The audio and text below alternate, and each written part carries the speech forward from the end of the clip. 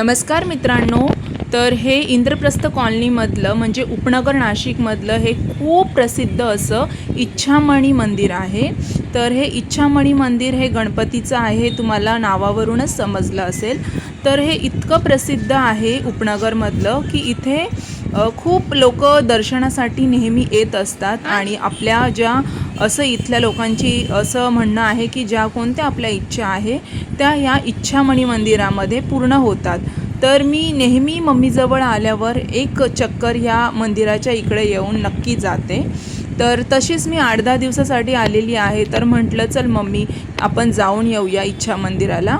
तर हे मंदिर इतकं मोठं आहे आणि तुम्ही पाहू शकतात बाजूला गार्डन देखील आहे। आणि हे पहा इथं नवविवाहित दाम्पत्य दिसत आहे आणि ते देखील आपली सुंदर संसारासाठी आणि छान आपला संसार व्हावा म्हणून इथं इच्छा मंदिरामध्ये आपली मनोकामना मागायला आलेले आहे। आणि ह्या मंदिरामध्ये असं लोकांचं म्हणणं आहे की कोणत्याही इच्छा आपल्या पूर्ण होतात आणि आपल्याला जी म्हणतात ना की कोणत्या गोष्टीत अडचण येत असेल तर ती देखील आपली दूर होऊन जाते।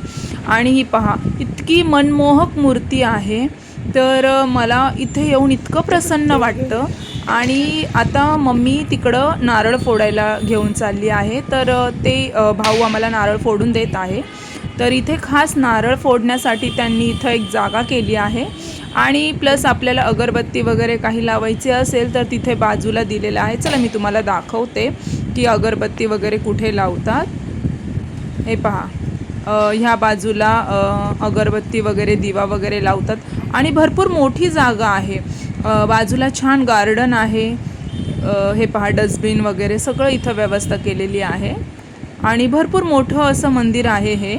आणि मी नेहमी इकडं आल्यावर एक चक्कर इकडून मारूनच जाते आणि मला खूप आवडतं इथं आल्यावर, मला खूप प्रसन्न आणि शांत वाटतं। आता तुम्हाला मी पूर्ण मंदिर दाखवते फिरून की इथलं मंदिर कसं आहे ते। तर इथे टोटल 3 दरवाजे आहे या मंदिराला, फ्रंटमध्ये आणि साईडला 2 असे 3 दरवाजे आहे। तर चला आपण इथून गोल चक्कर मारूया।